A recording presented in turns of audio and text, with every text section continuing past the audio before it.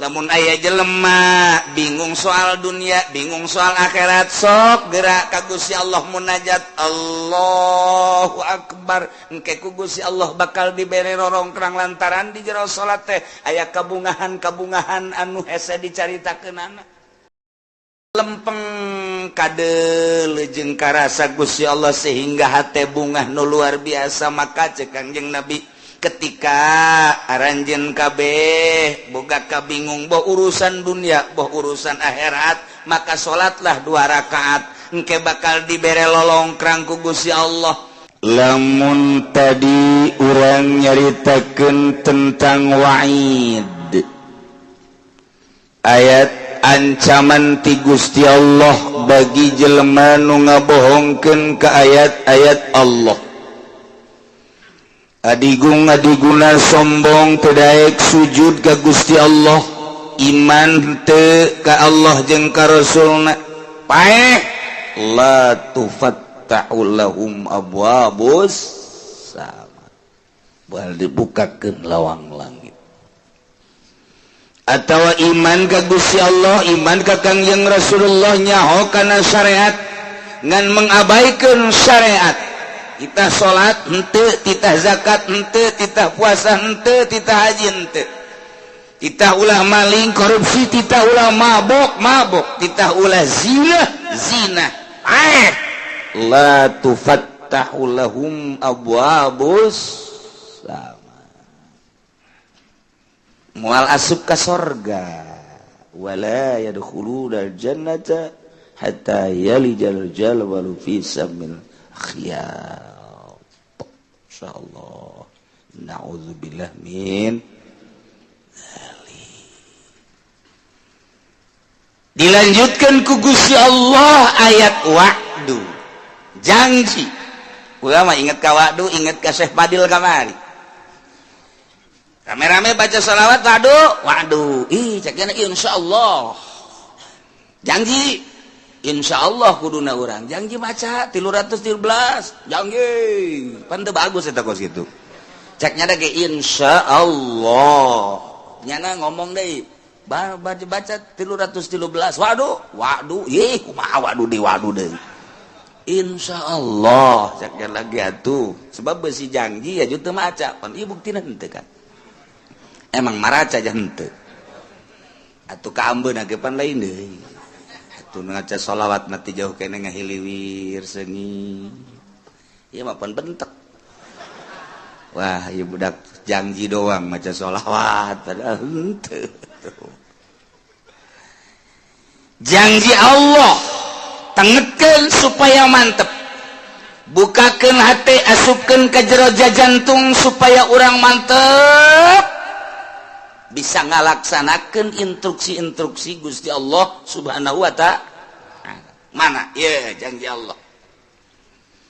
Walladzina amanu wa 'amilus shalihat.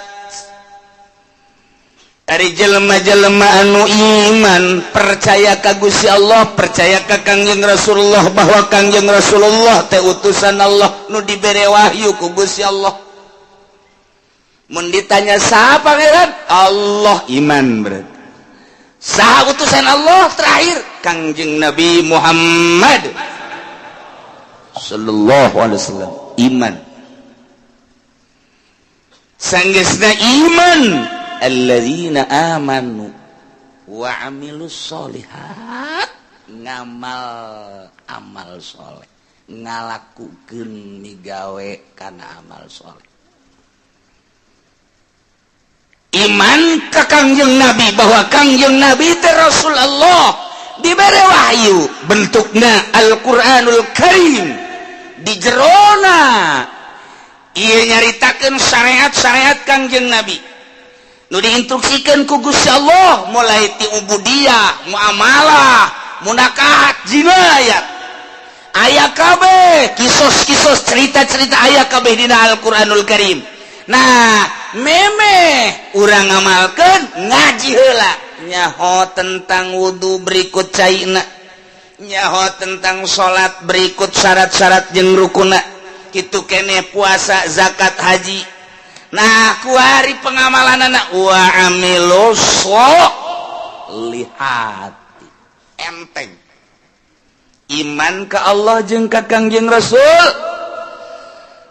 ngalaksanakeun perintah-perintah jeung ngajauhan laranganana kumaha tah janji Allah ulaika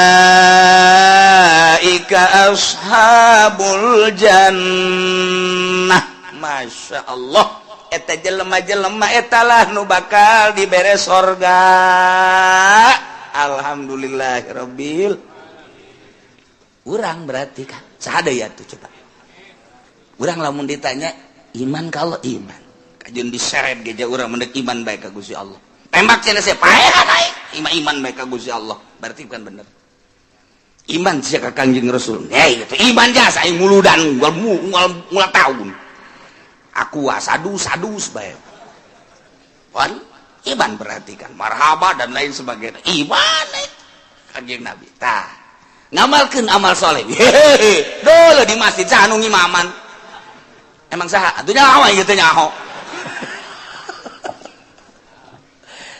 amal soleh salat puasa Ramadan yang mah teu kudu make sunah-sunah Ramadan doang geus cukup jadi instruksikeun geus puasa satahun segan sabulan doang Ramadan geus cukup sakitu mun haji kajeun sugi adag-adagan sakali jai mah geus zakat atuh aing mah kan zakat deuk kumaha deui eta memang kos kitu jelema nu iman ka Allah ka Kangjeng Rasulullah nah iyalah ulaika ashabul jannah sorga geus murah jasa sorga mah nu mantak lain ku amal asup ka sorga mah lamun urang ngandelkeun ka sorga amal isin atuh amal urang jang meuli sorga atuh isin puasa salat atuh urang mangan syukur Allahu akbar kadang ikut celi Allah maha agung jajero hate mah henteu agungan kene cincin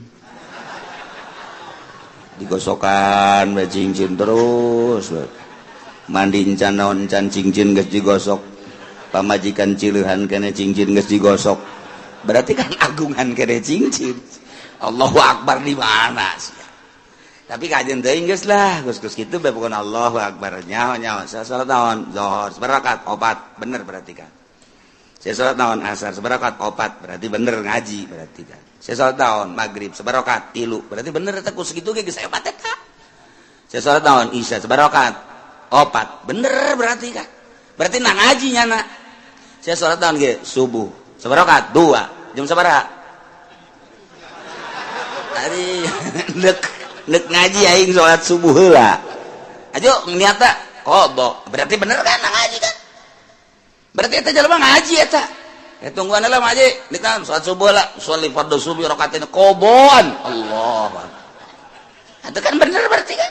Bener surga eta.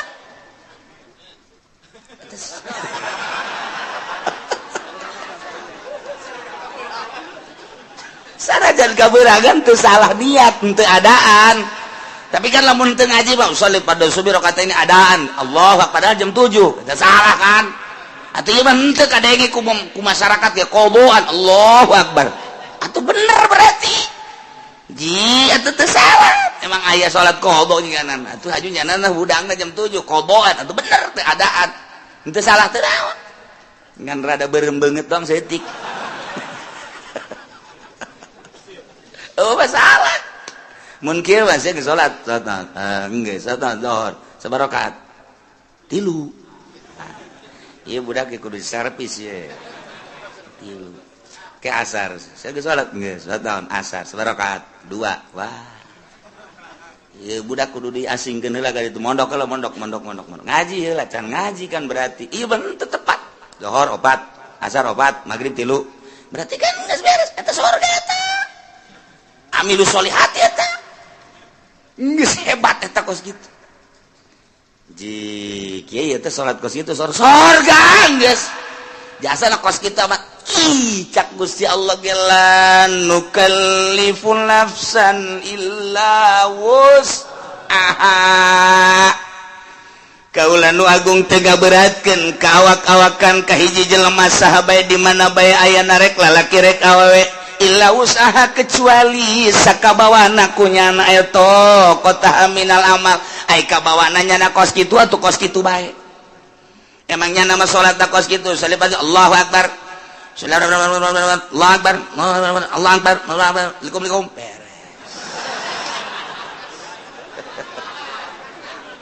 ya guys, ayo salat seberakat opat pan cepet amat jumping kan guys kuaing sakumaha trial budak tapi kan salat emang aing mah bisa kos kitu cak Gusti Allah ke kamar aing ngaji di mingguan la nukallifu nafsan illa usaha ngadalil coba eta iya tuh guys geus ulah disalahkeun emang Quran kos kitu Pak wayah ngeunah bae urang tetep iya ulah sambarangan iya ayat mahal iya enggak sepenting masa sholat baik mana ya anak orang gitu bah kalau mau sholat tidak khusus boro-boro sih aing ente enggak sepenting sarolat baik dek khusus dek ente ayo nggak sholat baik pokoknya mah ya ka surga malain ku khusus ku iman amal soleh enggak bisa nasa gitu cek kamari jeung ngajelan nu kalipun nafsan illa usaha poe eta bapak bisa ngadalil giliran nu kitu diapalkeun we ku nyana geus aing mah ngapalkeun ayat eta bae asana tiis ka hate. Geus geunaheun ieu bener-bener lain lalagaan geus. Asalnya syaratna, asalnya rukuna beres. Geus eta amal soleh emang ka surga kudu ku amal. Ku amal mal kabeuli. Mal kabeuli surga nu sakitu bagusna.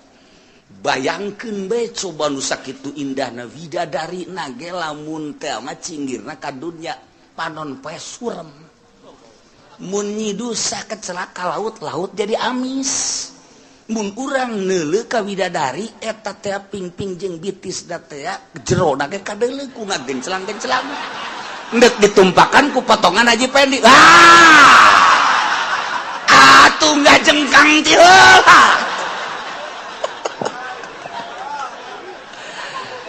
geus lain ku amal ieu mah asup ka surga mah ku rahmat Allah subhanahu wa ta'ala bantak la nukallifu nafsan illa enteng geus ulah sok hese-hese Masya Allah karim pokokna mah iman ka Allah mun ditanya sasia pangeran Allah beres sasia nabi sia Kangjeng Nabi Muhammad aing mah geus pokona mah sakitu bae sholat osok aing sholat sampai 5 kali sanajan aing teh husuk tapi aing osok puasa aing puasa Ramadan osok sabulan aing kitu mah Senin Kamis segala mah dilok aing mah bener tapi aing mah diinstruksikeun ku Gusti Allah sabulan doang satahun eta mah osok zakat fitrah aing boga ngazakat teu boga tuh naon dari fitrahan wae aing boga mah ngazakat bae tuh aing mah terus eta kitu ge panen aing ngazakat dagang aing ngazakat haji jatuh aing geus bidug aing cenah sagala sabodo pokona mah aing mah geus bae aing ka Mekah mantak ieu tiket moal dipiceun ku aing dibawa ka kuburan ku aing hoi kira-kira si malaikat nanya tah tiketna tah aya tah aing geus ulah nyaritakeun bagus jeung henteu na pokona aing pernah bae geus sakitu bae geus kumaha eta ulaika ashabul jannah ahli surga je hampang jasa ya we sabaraha poe kieu di surgana lain poe-poean bulan meureun lain bulan-bulanan tahun meureun lain tahun-tahunan sabaraha tuh hum fiha khalidun saeneng-enengna di surga Masya Allah karim ieu mah kudu arapal ayat ieu mah tenang jasa ngeunaheun jasa ieu mah Masya Allah karim ihtis jasa iya teh lalawanan nu tadi bejakeun ka kafir bongan nyana teh iman ka Allah bongan nyana teh iman ka Kangjeng Nabi Muhammad teh asal iman ka pangeran Allah pangeran teh iman ka Kangjeng Nabi Muhammad Nabi terakhir teh bejakeun ka kafir ala anna jannata ma'azmi qadriha wa ma'aliyah yutawassalu ilaiha bil amali sahli min ghairi ta'ammuli kulfah bejakeun ka kafir bahwa surga sakitu poharana bangunanana situasina dan lain sebagainya hese nyaritakeunana soal surga yutawassalu ilaiha bisa datang ke surga bil amalis sahlimin ghairi tahammuli kulbah dengan amal lu gampang asal beramal pokokna mah geus tanpa aya kesulitan-kesulitan kahesean-kahesean beusi dianggap berat ieu ibadah ka Gusti Allah dijelaskeun ku Gusti Allah make jumlah mutarabah la nukallifu nafsan illa wus teu ngaberatkeun aing ka saha bae kecuali sakamampuhanana gerakanana bisa nangtungnya teu bisa diuk ngedang teu bisa ngedang nangkarak geus teu bisa nangkarak ngukur taneuh kubur geus tiga sakitu doang tuh kan kuari dipaksakeun supaya husu emang husu babari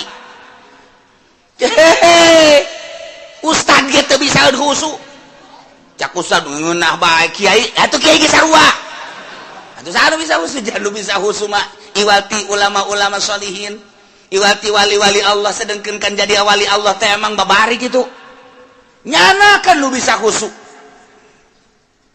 lantaran khusu mapan kudu ulah aya masih wallah di jero hate teh kudu ulah aya nanaon kecuali Allah karena khusu geus bisa ngaharepkeun niheulakeun ruh daripada awak tepat ngurusan kana jasad hate bae ka Gusti Allah eta lah jelema-jelema nu khusu modal urang mah dihusukeun sarakaat 2 3 4 mabur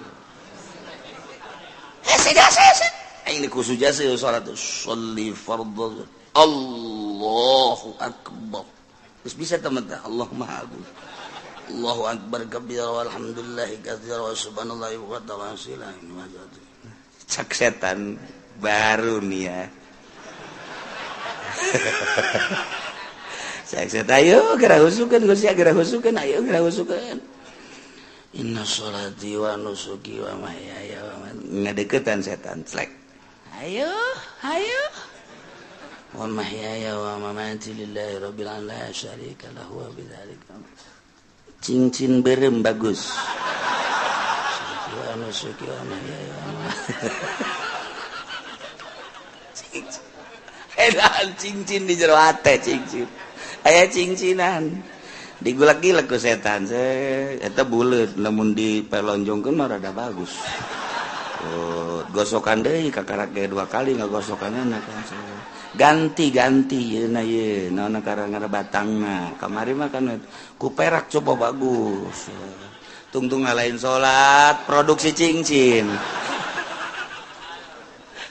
geus inget-inget assalamualaikum warahmatullahi wabarakatuh cak setan dadah kos kitu salat urang Allahu akbar kabira walhamdulillahi katsira wa subhanallah setan datang khusus nih cak setan sholati wa nusuki wa mahyaya wa mamati di pabrik aya angkateun barang geser saya tik eta geser saya tik hargana duh sakilona teh lamun ditambahan di 100 nya diberi nyana mikeun kamari kakarak 50 doang 100 lah jadikeun bae lah ini lamun sakintal teh ghairil maghdubi alaihim waladdallin acak-acakan salat aduh Allahu akbar Allahu akbar kabira alhamdulillah katsira subhanallahi wa ta'ala ndek ondangan sepatu meuli anyar bae kitu jang paparantieun ongko eta mah geus kebel asana sepatu jeung nyeri dipakena hayang rada nyaman bae sabaraha duit jang geus kelah sababarana mah masalah nu penting mah meuli bae lah isukan bae itu ka Tangerangna gitu nya ghairil maghdubi alaihim waladdallin sepatu jelema nama di luhur sajadahna ge bagus jasa menang meuli ti Mekah buatan Turki sajadahna di jero masjid ge make kipas make AC bagus luar biasa. Salat tak pakai jubah, pakai sorban, udang-udang deh. Oh, siwak lagi eleh bae leungeun mah. Mending gosrok-gosrok gitu. Pan poara eta deuleu zahir mah. Di luhur sajadah, di jero masjid pakai jubah, pakai udang-udang, hate di mall. Atuh aing mah bisa nasa kitu. Kamari ge ngaji lanu kalipun nafsa. Mang aing mah kos kitu deh kuadet, penting bae mah salat lah pokona mah geus. Memang bener penting mah salat bae mah keur carita nu penting mah amal soleh. Daek bae heula geus. Adapun ka dituna engke tahapan-tahapan di sorgana. Tahapan-tahapan engke di sorgana ieu mah jelema anu khosyiin di ditu. Ieu mah nu setengah khusu di dieu. Ieu mah nu salatna teu pati khusu di pager bae heulanan. Kalau asup ka sorga sih mah salat teu khusu ngan daek doang kan. Heulah cenah ieu. Geus jeung embe sorga ge teu nanong mah babarengan. Aing geus ngajar. Aing nemah jasa keur ieu aing mah salat teu khusu kajen aing mah di pelataran ge asal teu ka neraka bae aing mah geus lah. Geus cenah mah dirinya bae teu boga tempat cenah mah geus. Dihareupeun sorga bae kebal-kebal Gusti banyak ieu di dieu bae.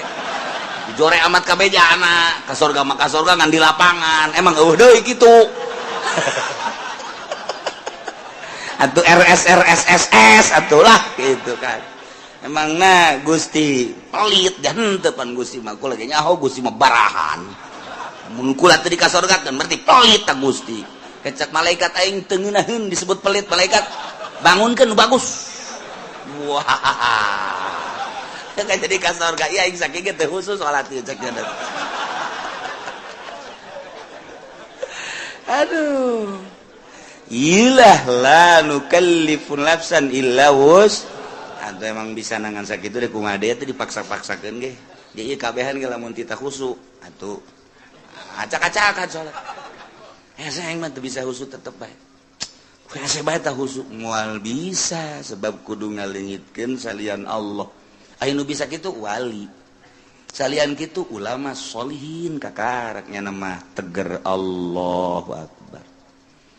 Contohna nyana mah ku teger-tegerna kahuruan Syekh Marufil Qurgi keur salat di masjid kemudian kahuruan nyana mah teu lumpat beres wabah daratang kana emang naon ieu kahuruan teh nyaho masyaallah jaheut teu nyaho jadi kahuruan salat kahuruan nyana teu nyaho urang mah kureungit reungit oh pencak turun kabeh regit ngomong udah ku regit bae ge bau besi turun kabeh besi ya Allah ya Rabbi hutet da tuh di tukang ieu eta naonan goblok reungit atuh reungit pak kalembek teu bisa ieu kudu make jotosan-jotosan budak eta teh khusu ngaranna teh salat kos kita tetep la nukallifu nafsan illa wus. Geus kudaek nage geus alhamdulillahirabbil jalamun teu iman mah moal aya di masjid nya moal salat nya mun teu iman mah moal ngalawudu jaloba disagedengeun urang teu iman mah teu daekeun salat nya mah salat pohara jasa ye atuh malaikat ge nyatetan salatnya geus loba jasa jeung teu nyahoeun malaikat maka salat nu khusu jeung teu khusu ya malaikat teh jauh nya mah ngan sakadar nyatetan doang salat enggak teu nyahoeun nu mana nu husu nu teu husu teu nyahoeun malaikat mantu mata laporan ka Allah tah lengkap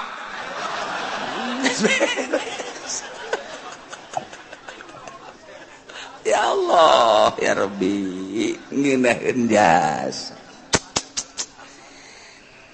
ngan lamun endek memperbaiki diri ngabagus-bagus diri tentang ibadah ku aya bahasa wa amilus solihati di samping iman ka Allah iman ka Kangjeng Rasulullah wa amilus solihati lain sakadar iman tapi beramal soleh nah ieu nyaritakeun tentang amal soleh teh berarti kudu anu bagus sabagus-bagusna amal lantaran salat ge cek Kangjeng Nabi sallu kama raaitumuni usolli salat anjeun sakumaha anjeun ningali ka salat kaula Kangjeng Nabi teka tinggaliku para sahabat gerakan-gerakan najeng rakaat zuhur asar maghrib isya subuh dan lain sebagainya.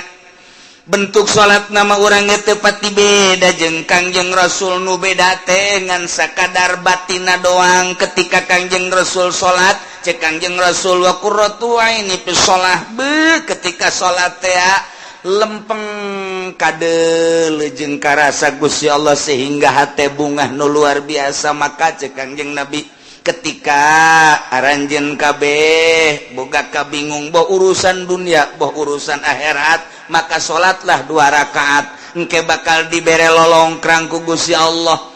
Lamun aya jelema bingung soal dunia bingung soal akhirat sok gerak ka Gusti Allah munajat Allahu Akbar engke ku Gusti Allah bakal dibere lolongkrang lantaran di jero salat teh aya kabungahan anu hese dicaritakeunana. Ngan lamun urang nyaritakeun kabungahan di jero salat pan hese lantaran urang macan pernah manggihan bungah di jero salat malah urang mah keur bungah salat jadi henteu bungah. Urang mah keur tentrem salat jadi teu tentrem. Lantaran urang mah salat teh kakarak ge daek doang jeung dipaksa eueuh kangeunahan. Nah, neangan coba kangeunahan kumaha Kangjeng Nabi menyaritakeun salat teh ngeunah ieu mah deuk memperbaiki sakadar iman ka Allah, sakadar iman ka Kangjeng Rasulullah, beramal sakumaha parentah jeung larangan dijauhkeun. Nah eta teh geus asup kana ulaika ashabul jannah hum fiha khalidun ngan di surga beda-beda engke. Mantap yang memperbaiki diri mulai ngajinya na asup ke pondok pesantren kejeun teu sakola ge atawa di barengan ku sakola 2 tak ngaranna teu murni teh mah kos kitu mah ka sorga hayang ka neraka hayang ieu mah teu di ka sorga bae geus mulai mondok pesantren ngaji amil ngaji jurumiyah ngaji alfiyah ngaji johar makun ngaji mantek ngaji jamul jawami terus usul fikih dan lain sebagainya ngaji hadis tafsir beres neropong kana kemurnian kejernihan kolbu ahli Allah kabita urang lamun nyaritakeun Sidina Abu Bakar Siddiq radhiyallahu anhu. Abu Bakar keur cicing benel manuk cerik Abu Bakar Siddiq ditanya ku sahabat Abu Bakar kunaon neuleuh manuk mani cerik inget ka sorangan kok dalam manuk sih inget kesorangan bahagia amat mun kaula ku Gusti dijadikeun manuk pingit maknya Abu Bakar jadi manuk sih bahagia nama kieu cek Sidina Abu Bakar engke di akhirat teh manuk dibuktikeun ke ditanya kabelah dituna geusan manuk mah jadi lebu eueuh hisab eueuh naon ai Abu Bakar engke di akhirat kumaha ditanya tentang salat beres tah henteu salatna khusyuk tah henteu salatna wah mulai tah urang aduh tadi ngeunaheun jasa sukari rada garentet deui aing ye Sidina Abu Bakar yang cirikan diri sorangan neuleuh manuk doang hayang amat neuleuh manuk cek nyana jadi manuk lantaran manuk mah paeh di akhirat jadi lebu geus bae eueuh hisaban tapi pan Abu Bakar engke ditanya datang ke mana iya memperjuangkan agama datang ke mana salatna khusyuk datang ke mana sieun jasa harta-harta leuwih ti kabutuhan ke bakal ditanya ku Gusti Allah ieu Abu Bakar ieu sedih jasa engke di akhirat bakal dihisab engke mantak kurucut cerik neuleuh manuk ras ka diri sorangan masyaallah Sidina Ali kieu bae di juru imah kieu bae ditanya kapan ku Siti Fatimah pamajikanan Kang Ali benar mengalamun baik sakieu geulisna ieu pamajikan mesti dilamun keneh bae Siti Fatimah pan capetang jasa pan eueuh deui nur siga Kangjeng Nabi Siti Fatimah mapahna siga Kangjeng seungitna siga Kangjeng senyumna siga Kangjeng capetangna siga Kangjeng mantak menggairahkan urang mun boga pamajikan kos kitu geus teu kudu nyandung atuh ieu mah teu teu nyandungna atuh ditanya manyun bae dibere ku diberekna komo teu dibere mah aduh udah isuk-isuk lain mangi kutang ngebeledeh bae eta urang nyandung bae kitu ieu leuh pamajikan kurang saregep pasana ieu jatuh orang Lampung para ruti. Wah, beres. Coba si tiba-tiba. Kang Ali, kunaon sing ngalamun? Henteu kunaon. Lain kitu besi anu dipikiran. Tah, ieu teh naon. Eta aya naon-naonan cek Siti Fatimah teh. Sup Siti Fatimah. Panggil ku sahabatmu saja. Iya, Ali katingalina merenung aya naon ieu. Besi aya anu perlu dipecahkeun jeung dibantu ku kaula bakal dibantu. Saha nu bisa ngabantu ke perasaan kula? Gitu nganaon? Rumah tangga lain, soal ekonomi lain, soal perpolitikan henteu, eta mah kos kitu melah. Naon atuh? Kula mah neuleuh budak tuh lulumpatan ras ka diri. Gitu. Hayang kula jadi budak deui. Saenggeusna jadi budak memeh balik mending di maotan ku Gusti Allah selesai ali di jero kubur teu kudu ditanya deui. Di akhirat geus teu kudu ditanya. Lantaran budak mah rek ti muslim rek ti kafir tetep ka sorga bae ali mangarep-arep hayang budak deui cek yeuna teh hayang paehkeun leutik. Beuh pat ieu mah geus kieu cek yeuna teh paeh di jero kubur bakal ditanya ku malaikat munkar nakir. Haju dihisab segala rupa amal-amal salat bakal ditanya khusus tah henteu. Tah ieu lamun ditanya soal salat bae ai pagawean mah pagadi pagawe tapi kan kahusuk henteu. Nah ieu nu jadi masalah cek Sidina Ali teh. Haju kapan lamun teh khusu wala tadrib biha wujuhana pada eta salat teh jadi pamonggol. Aduh, geus kiai entah dibae lah mendingan nu. Haju jero teuing mah eungap cenah teh. Ieu mah keur carita klasifikasi. Jadi tahapan-tahapan manusia teh beda-beda. Sayyidina Ali mah ahli ruhani atuh beuh. Sayyidina Umar kitu keneh. Sayyidina Utsman apalagi Sayyidina Abu Bakar kantenan. Eta bageus caritakeun tah mah kabelah handapna Tuan Syekh Abdul Qadir kabelah handapna terus ulah-ulahna naon tah Syekh Asnawi bae ge sakitu poharana masyaallah karim. Guru-guru urang anu geus teu nyahonan naon ketika zikir ku ngeunaheun jasa. Lantaran urang mah pan ngarasa lapar teh beuteung urang. Urang mah ngarasa indah teh ceuli. Urang mah ngarasa nikmat indah teh mata. Lantaran make kena watek kapan urang mah. Mata indah mun dideuleukeun kanu indah-indah. Masyaallah. Barang neuleuh aya awewe semampai. Mata akureun mantep banget. Ngongkong saeutik. Aduh. Mantep. Susu nonghol. Kahayang mata kan eta. Neuleuh urang negro. Hidung amat. Jariji aing mah. Mata watak eta teh. Lamun dikembalikeun ka nu geulis buatan Allah, nu goreng buatan Allah. Nyaritakeun geulis jeung goreng teh tama nafsu. Mun dikembalikeun maka Gusti Allah bawa nu geulis bacan bisaeun ibadah, bawa nu goreng mah bisaeun ibadah. Sedengkeun titah cinta teh kanu cinta ka Gusti Allah. Urang lamun dikitu-kitu bakal resepan kanu hideung. Je di titah cinta teh ka jelema anu cintaeun ka Allah, ulah leuleuh zahir, sakadar leuleuh zahir mah gampang. Urang kuari jadi jelema sugi aya di urang, gagah aya di urang, kasep aya di urang, bintang film mana anu ku urang henteu bisa dibeuli, zahir mah gampang. Tapi nyana cintaeun teh ka Allah. Tapi lamun urang dititahan mika cintana kanu dicintai ku Gusti Allah hararese. Kapanggih jeung nu hideung. Jelema nama hideung luar biasa tapi maca Qur'anna sapoe sakali tamat.